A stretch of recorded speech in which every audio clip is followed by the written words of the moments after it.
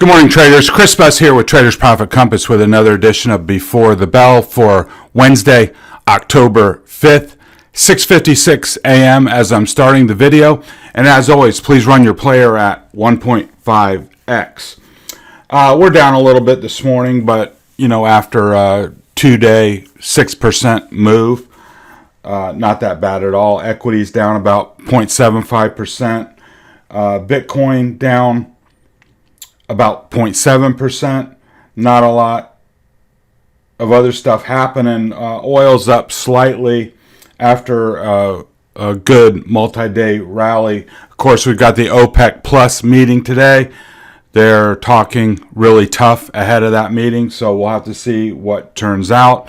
And of course, the big news yesterday that apparently Elon is going to move ahead with the Twitter purchase at $44 billion, the original price that he said, $54.20. All that stuff is way above my pay grade.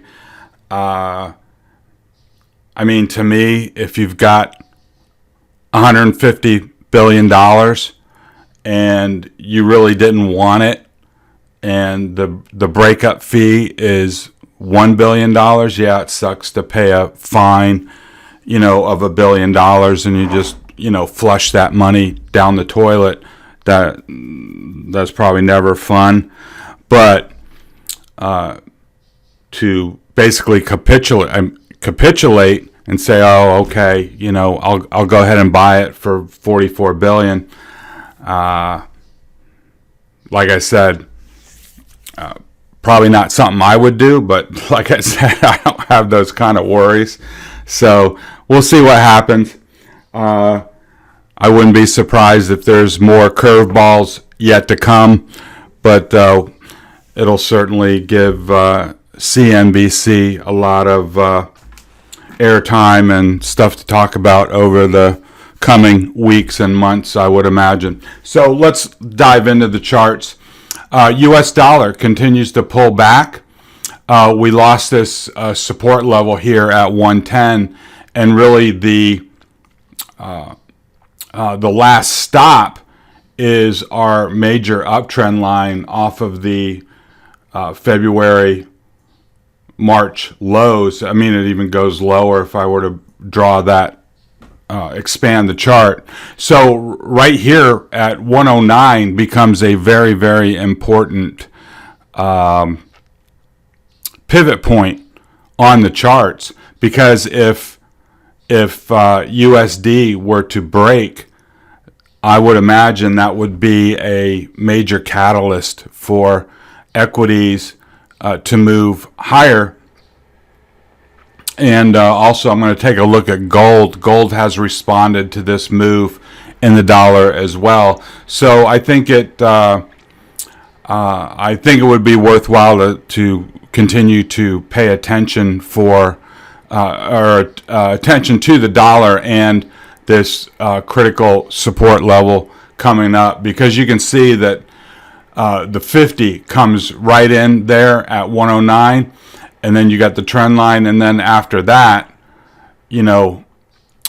things will potentially move rather quickly. If we jump over to TLT, we have rates have been falling. TLT has been rising, but we have not taken out the downtrend line, at least the way that I have it drawn here, where the downtrend line comes in around 104.50. I would pay attention to that quite closely as well. Falling yields, rising TLT is going to be a positive catalyst. So, the two things taken together, if the dollar holds support and TLT gets rejected at the trend line, that this was just a kickback rally to trend and then rates start rising again, then it's going to be, I would imagine, tougher for equities to extend this rally. VIX made a move. It was briefly below 29, closed above 29.07. So we're like right there. Here too, we're at a critical spot on the chart, right here at the bottom of this support band. You know, if we were to break to the downside on the VIX, that would bode very well for a continued rally in equities. If this, you know, holds the bottom of the channel, holds support, and starts moving up, then of course you're going to be seeing red on the screen. So keep that in your matrix. Bitcoin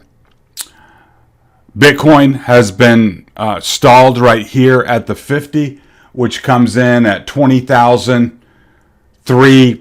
Let's call it 20,320 right here, down a little bit here this morning, but that's going to be a major level there for Bitcoin.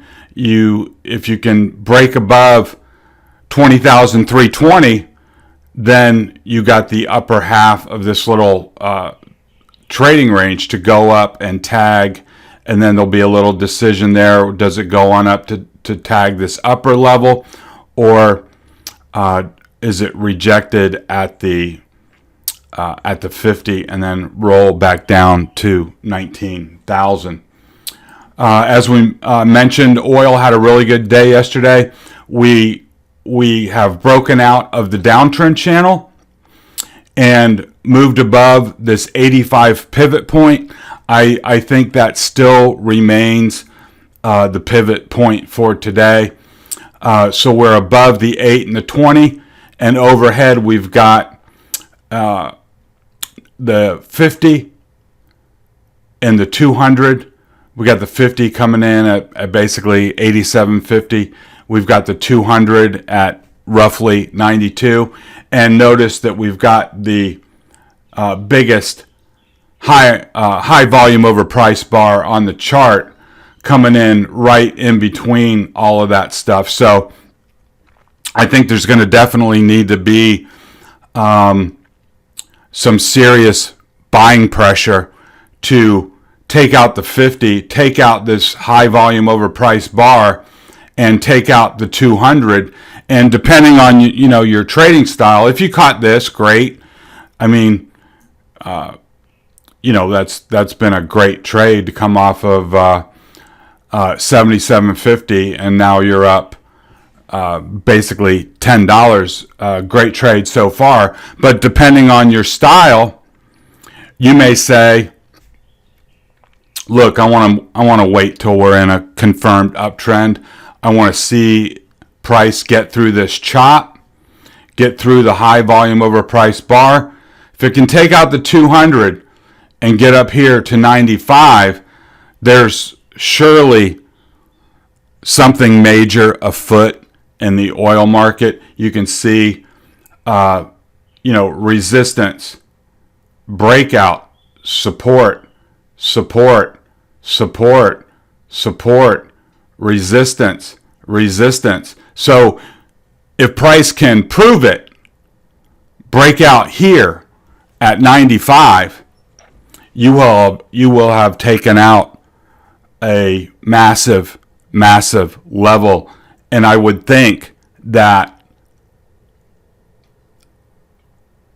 the going would get easier, and there would be a lot of momentum behind that trade. So you'll have to decide if you want to get some anchor positions here, maybe put on a quarter or a half of what you might want to do, either in oil related equities or the commodity itself. You can trade USO,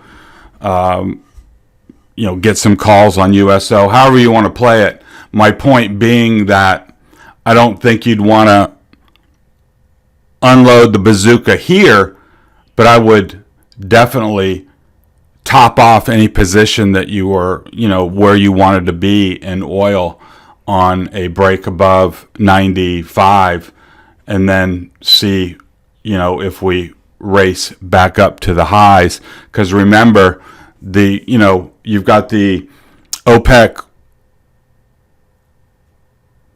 decision this afternoon, and if it's looks to be substantial and the market responds, don't forget the SPR, the Strategic Petroleum Reserves, will surely be over by the election that's in, roughly 5 weeks. So that's going to take whatever they're putting into the market, whether it's a million barrels a day or a little bit more than that, because there's not that much left in the SPR. It's down to, sloshing around the bottom of the caves, as it were. So anyhow, I think we're coming up to some really interesting levels in oil. I wanted to show you the gold chart. We have not visited that in a long, long time. You can see that once we hit that high back in March, it's been a downhill slog the whole way. And you can see here from the bottom of the channel that gold has really responded to that falling dollar. And now we're right up at the top of the downtrend channel. If the dollar breaks, I think you'll see a breakout in gold. And I would have something like 162, 162 and a half, something like that, alarmed in gold. You can see price has taken out the 8, the 20, and the 50. Coming into some resistance, you can see support, fake breakdown, but then support, resistance, and now we're back to resistance. Not only lateral resistance, but downtrend resistance. So I think a breakout from this big downtrend channel could prove to be significant. I think it's going to take, yields coming down and the dollar breaking to the downside to really, give this some potential horsepower. Now, I don't have the chart here on silver, but it has had a nice run as well. That's probably your higher beta play. I know there's a couple guys in the trading room that caught some of that silver move. So if you're interested in precious metals, I think now is the time to pay attention, given where we are at this juncture on the gold chart. NYMO, as we suspected, has rocketed higher up into the upper half of the range after a 6% 2-day move. Right now, we're going to have to see, is there more juice in the lemon? Is there more that we can squeeze out? And like I say, I think a lot is going to hinge on the dollar and bond rates to see if we can get up to overbought territory up towards 60. I think the recent rally has been largely positioning. A lot of people still short, trying to or counting on the market collapsing, and what has arrested that is the falling dollar and falling yields. So I think those trends are going to have to continue in order to give some real impetus to buying equities versus covering shorts. I think the last 2 days have been primarily, oh my God, we're short, we got to cover that. That, of course, gives horsepower. Now we're probably getting into the range of who wants to really do some buying down here. SPY, here's that move we've been talking about. We're up to a critical spot. You can see the way I've drawn it, we have not taken out the downtrend line. So that's going to pose some resistance. As you know, we're right here at the 20 with the downtrend line looming just above. So we got to take that out. And then the next level of resistance above is going to be 385 with the 50 coming in at, let's call it 390. So there's going to be a range of a little band of resistance here between 385 and 390. You can see that 390 was that big line that we had identified way back when. All these, you had a line of resistance at 390, and you had a line of support at 385 down here. So that's going to be a tough little band to navigate and push through if the rally is going to proceed. Notice you got a bull cross pending at a very low level on PPO, and you've got RSI coming up off of basically oversold, but it's still not taken out the midway point in the on the RSI. And you can see we had the same kind of setup back here where we had a bull cross down low, and then RSI broke out. That corresponded to a breakout in price, and then we spent a good deal of time in the bullish regime, and also PPO went bullish, and that was a result of a nice price breakout that drove us up on this rally off of the June lows before the whole thing fell apart. If we move on to the 60-minute chart, you get a lot more detail on the price action. We had the gap up yesterday. I've marked that gap in here. I think what you want to see today is, if there's a wobble. I mean, we have been up 6% in 2 days. I wouldn't be shocked to get, a red day today, a pullback consolidation type day. I think you definitely want to hold the gap down here at 372. I wouldn't want to, and it's certainly possible to come up here, do a 618 retracement, fill that gap, maybe come down to the midpoint line and then bounce from there. But if you're tactically trading and you enter this gap, you don't want to just sit there and take a $2 loss while the gap fills.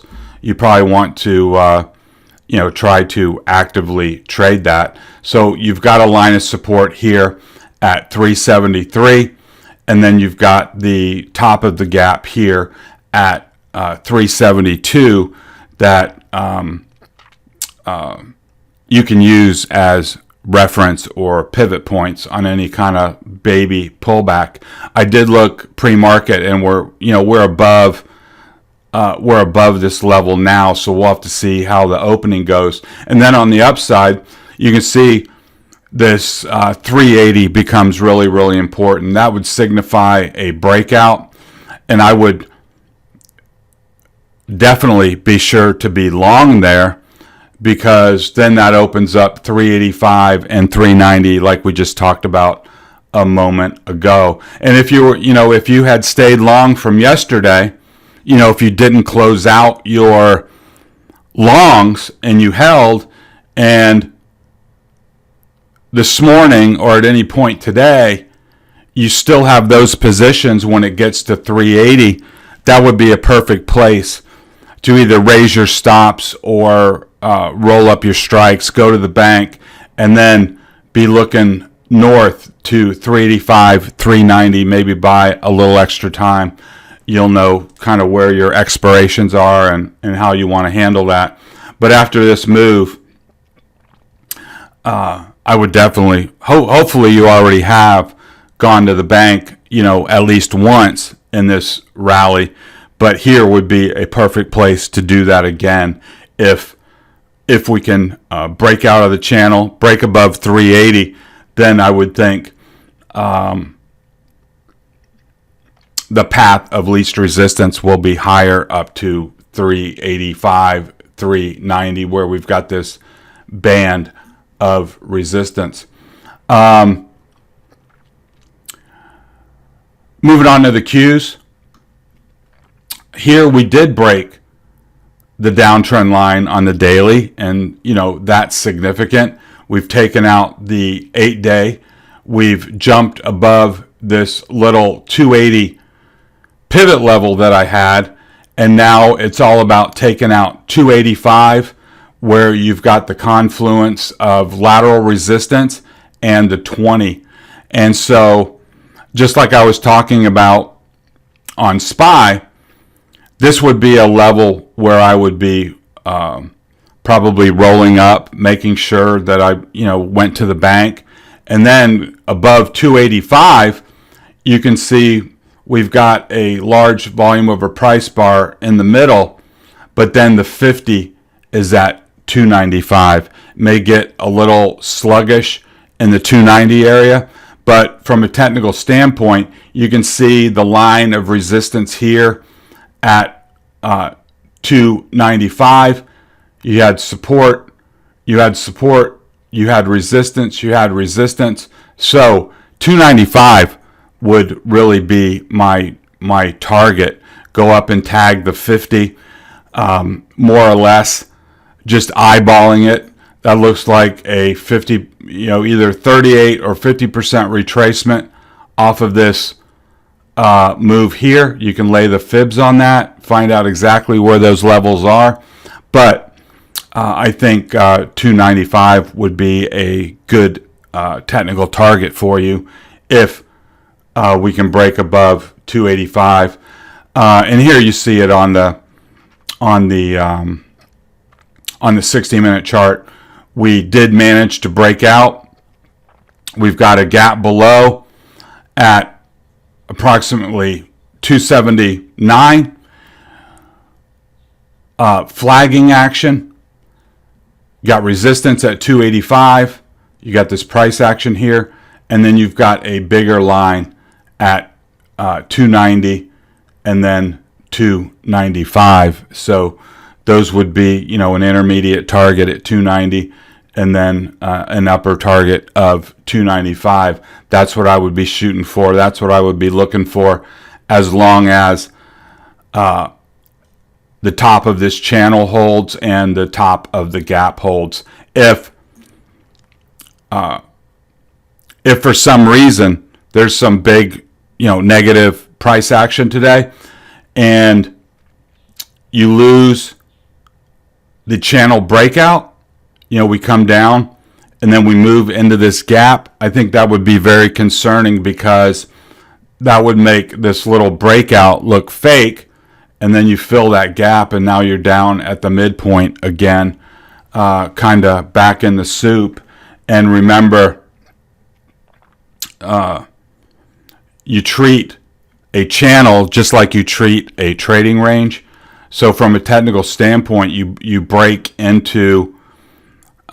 back into the channel and fill this gap, then you got a pretty darn good chance of actually coming down to the bottom of the channel again, just like you would re-entering a trading range. So kind of a important day or two here for the Qs.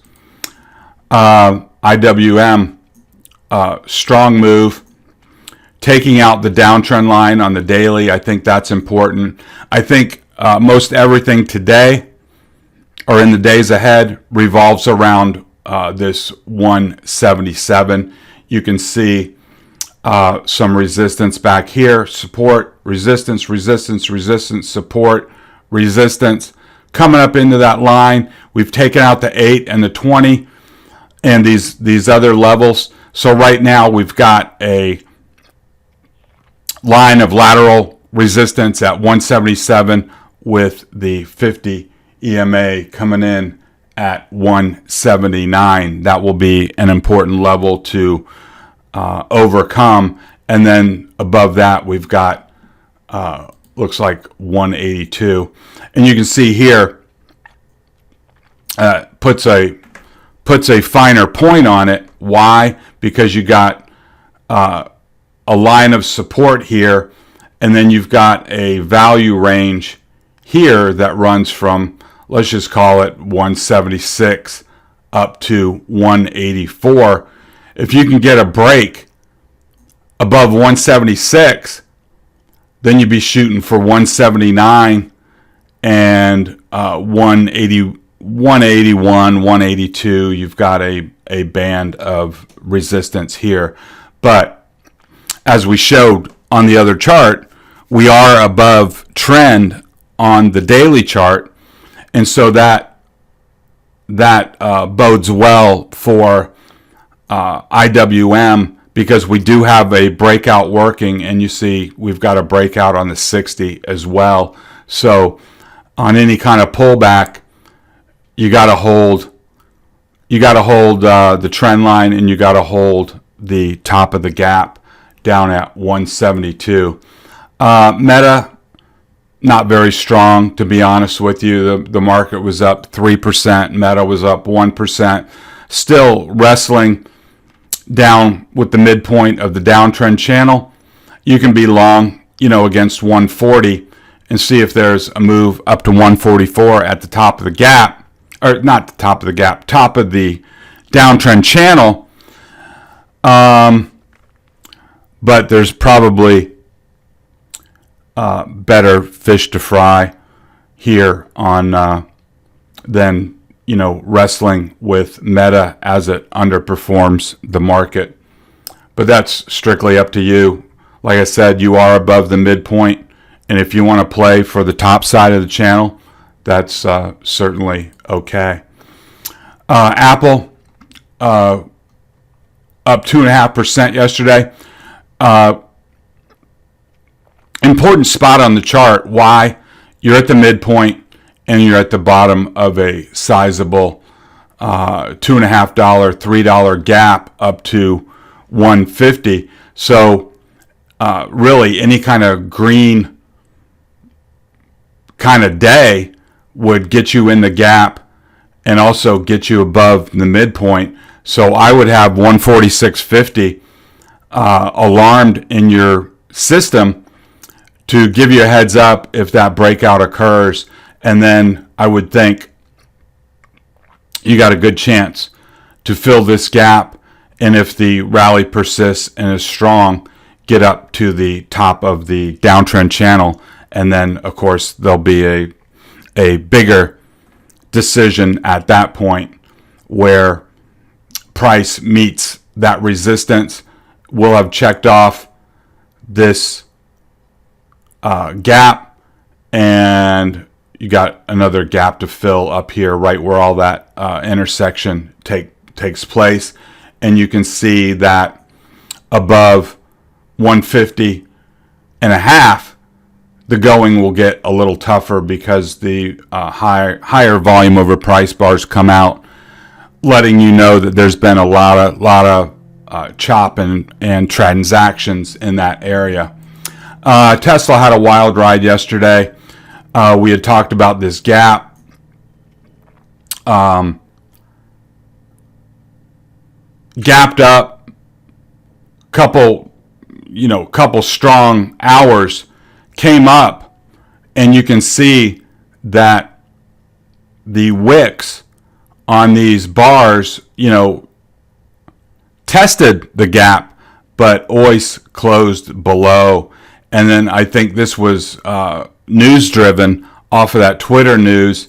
Big red bar actually came back to touch the open, filled the opening gap here, came back to fill that gap, came right back down to support, and then lifted up again. So there may be some wild price swings on Tesla as this, Twitter news evolves, and see how traders feel about Tesla given the Twitter acquisition, all that kind of stuff. But you've got some really important levels already identified. 242.50 is support, and the bottom of the gap here at 255 is resistance. I wouldn't worry about this 252 level. I mean, that was a measure move target. There's not really a lot there. I would key off of 255 and 242.50. Microsoft, nice day. We were inside this trading range, and we actually got the measured move up to, we had said this was a $7 trading range, 7 onto 242, got up here to 250 and had a gentle pullback. I think you can use 247.50 as a nice level because you've got support here and support here. And then, of course, if you lost 247.50, chances are you're going to come down and test the top of the gap at 245, and you certainly wouldn't want to, if you're long, sit through a pullback of yesterday's move. So looking overhead, support 252 is my next level to take out on Microsoft, and then that would open up higher ground.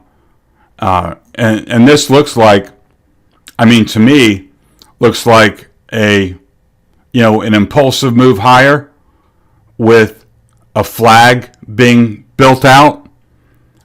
And then, if we were to do a measured move off of 235, you got, let's call it a $15 move, add 15 onto 247, that brings you up to the bottom of this gap. So that would be, a big move in Microsoft. So keep your eyes on that one. Amazon also had a great day, up 4.5%. Of course, most of that was on the gap up. Came right up. As you watch your charts, some things should jump out to you. One thing I could have easily done drawing this chart is say, okay, well, back here we had a gap down and we, kind of filled it halfway. I could have moved this gap up to here and say that's the unfilled gap. But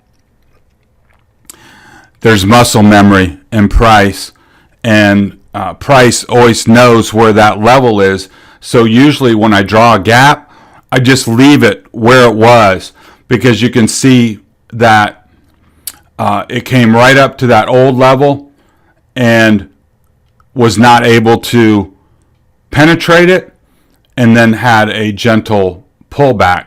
So here again, looks a lot like Microsoft. Impulsive move higher, little flag back into 121. I think as long as it holds 121, I think you're in good shape. I'd be, you could get a pullback to 120 where the gap is. That's fine, but you don't want to see price move into the gap, because then, it could, come all the way back down.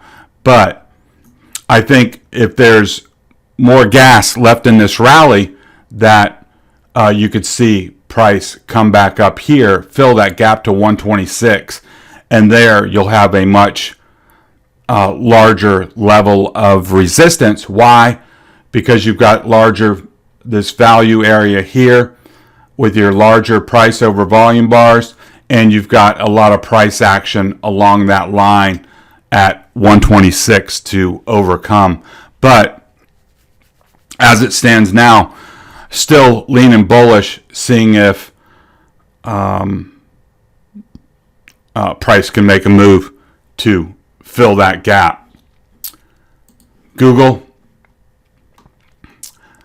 market perform, gapped up, and you can see right here along a line of resistance at 101.50. You had all these, all this price action here.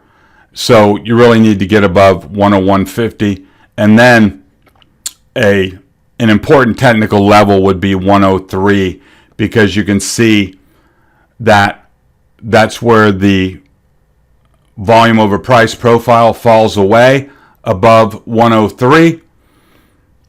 If you weren't involved, I would definitely have an alarm at 103, because I think after 103, you got a good chance to go to 106, 107, 108 up here if the rally continues. Netflix. We were relatively excited yesterday because it was trading up. But again, price has memory. Opened right up here at 245, fell apart, came all the way back to 234, which we had identified yesterday as key support. You know, a bunch of resistance, a bunch of support, came back with that needle bar down to 234. And if you were Johnny on the spot, you know, you're supposed to buy there, right? And if you did that, great job. You got $6, and now you're poised for a move back up to 245. So in the last week or so, 234, 245, down, up, down, up. I think good chance to come up to 245 and then see if there's any more horsepower to get back into this gap. I think you keep buying 234 until price proves you wrong, because over the last however many days, buying 234 has proved to be a good place to buy. Semis had a good day, right at a key spot. Again, it looks like an impulsive move with a flag right here at 200, still below the downtrend line, which is important. And you've got some overhead resistance here. But if price can make a move above downtrend resistance, get to 205, there'll be a big decision there, because above 205, I think you got a path up to 208 and possibly 211 here at the bottom of the gap. And same comments hold true here. You don't want to lose the top of the gap on any pullback. ARC got the horsepower that we've come to know it for. Almost 9% on ARC-F. Looks like it's going to go to the top of the box. You can move your pivot point here to around that 1675 area and stay long against it. See if you don't get that move up to the top of the box. Same thing with ARC-G. Here we have broken the downtrend line. We're coming up to the midpoint at 36. I would use that as your pivot. ARC-K had a good day, up 7.5%, but now we're right here at the bottom of the old trading range at 41. I think you get a break above 41. I'd be a buyer there if you're interested in trading it. Your first move will be to 43 at the midpoint of the box, and then if the stars align and there's juice left in this rally, get up to 46, and that would be your $5 move. And wrapping up with ARC-W, another nice day, 7%. We took out this line of resistance here at, what is that, 48.50, something like that. 49 right in here. I think you can use that as your pivot, looking for 52.50 at the midpoint of the box. If it can take out that, then you probably got 59 in the bag for a round trip, bottom of the box, top of the box, and that's been the pattern while we're in these trading ranges. So let's wrap it up there. Strong 2-day move, probably mostly short covering and positioning type move. I think the rubber starts to hit the road right now. Are there really going to be buyers versus people that are ejecting shorts? And watch that dollar, watch TLT, watch the VIX. If you can see dollar fading, TLT rising, VIX falling, you got a triple, at least in my mind, kind of like a triple buy signal. If you got all three of those working, then we should be golden for an extended move. But don't be distraught if this is a day of consolidation after a strong 2-day move. You just got to really watch the top of those gaps from yesterday. It's certainly possible that if price breaks down into those gaps, that we give it all back. So let's wrap it up there. Hope you got something good out of the video. If you're new here, hit the subscribe button, the alarm bell. More coming your way. Jump over in the show notes. Find the link to join our team. It takes 15 seconds to drop in your email address, and then you'll get any market information right to your email box. So this has been Chris Buss with Traders Profit Compass. Have a good day of trading, and talk to you next time.